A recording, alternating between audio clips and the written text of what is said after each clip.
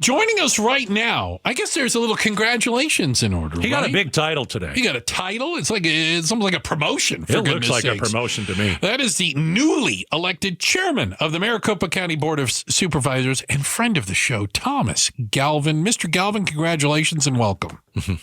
Thank you. Happy New Year, fellas. Happy New Year. By the way, maybe we shouldn't congratulate him. Maybe being chairman is a sucky job. I don't even know. Is it a sucky job?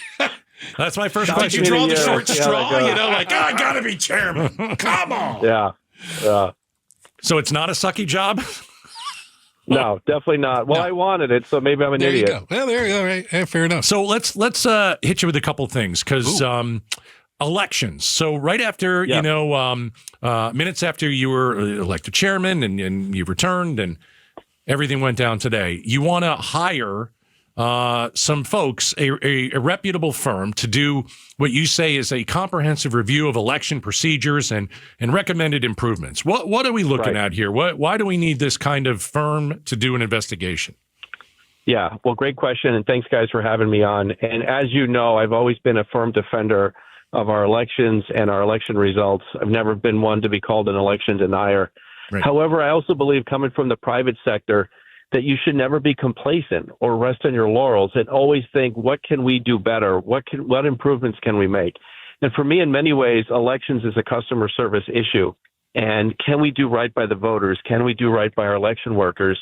And, a lot of times we blame the state and the state laws for having laws that make us count the ballots way slower than we want to.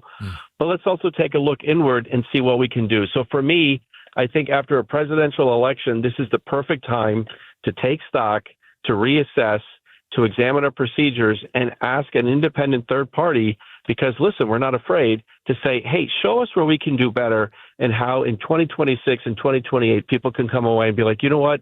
Maricopa County did even better with our voting experience. But you're not saying there was a whole bunch of problems and this whole election's a fake. That's not what you're saying.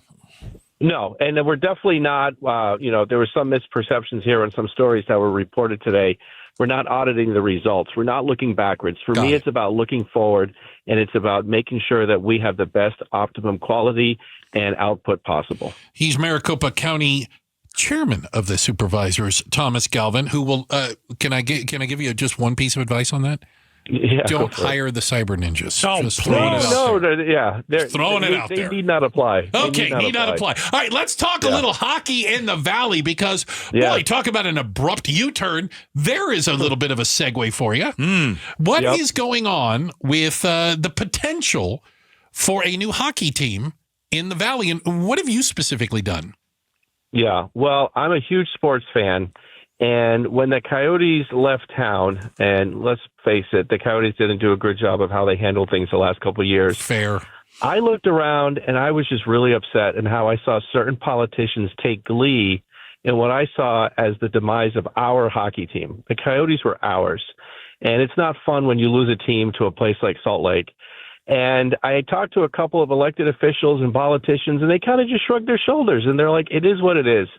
And for me, I don't accept that. So I had some ideas, and what I decided to do was to step up and take a leadership role. And I directly contacted the NHL, and I directly contacted NHL Commissioner Gary Bettman, and I said, listen, we have the best fans in the world. We have the best sporting environment in the world. In Arizona, we host Super Bowls, NASCAR races, Final Four. We got 3 other professional sports teams. And he's like, you're right. And I said, what I think can happen here is if we do it the right way and assemble a really good bunch of smart, credible people who can put the ducks in a row in the right way to attract a team and an owner, we can get it done. And he gave us his blessing. I've met with him a few times, and we're going to do that. We're going to form a committee to try to bring pro hockey back to the Valley.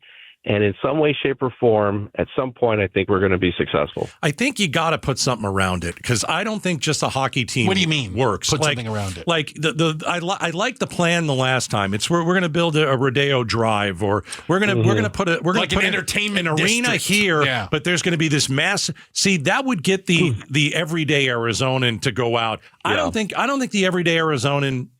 I don't think they care that hockey's gone. I think you have a small amount of people in the Valley that like hockey. Oh, sure. But I don't think it worked here. And if we're going to do it again, we got to do something different.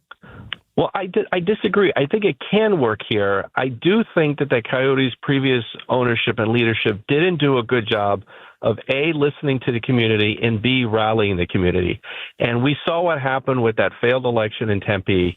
And then we saw what happened with that failed state land auction up in North Phoenix, where that was just a shambolic thing that just went down. It's like, you don't pursue an auction unless you're really sure that you have a really good chance of making it all work. And you got to get all the political figures and all the community leaders behind you. And it ended in a really embarrassing way, not just for the team, but for the NHL, when the state land auction was canceled 2 days before the bidding was going to start. Yeah. And that was the real eye-opener for me, that I just looked around and I didn't just see any leadership here. And to me, there was a vacuum of leadership regarding sports and professional sports in the Valley. And I said, you know what? If no one else is going to do it, I'm going to step up and try. And I'm not making any promises, but I think we're owed that. And, you know, the future of pro sports, I think, could be really, really cool. And you talk about different things that pop up against it, like different real estate stuff. But you got to work with the community. You got to do it right. You can't shove down people's throats. And with this committee, we're going to do it the right way. Start at the ground up and work your way up and do it with input and smart folks.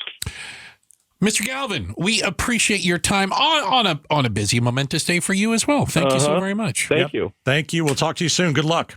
All right. Happy New Year. Bye. Right. Happy New Year. That's the newly elected chairman of the Maricopa County Board of Supervisors, one Thomas Galvin, on a possible return of hockey to the Valley. He's a smart guy. He's a leader. He's fair. I like that he's the chairman, and I think he's going to get some really great stuff done. I like him as a leader. You and I both agree on this. I think it is that's an uphill climb. Yep. Hockey in the Valley again, at least in the short term. I think there's a bad taste in a lot of people's mouths. There's a way to do it, but you can't go from the old. If it were me, I changed the name. I changed the jerseys. I changed everything. Yeah. I would leave the Coyotes. I wouldn't let it be. Let it be. Yeah. Start new. Okay. Brand new, fresh, exciting. That's what I would do. $2 billion, Gatos, and you can do it exactly how you want it. I wouldn't spend my billions of dollars on hockey. And you'd be a smart man not to. Thanks for watching Outspoken with Bruce and Gatos. Tap to watch more from KTAR News and click the button in the middle to subscribe.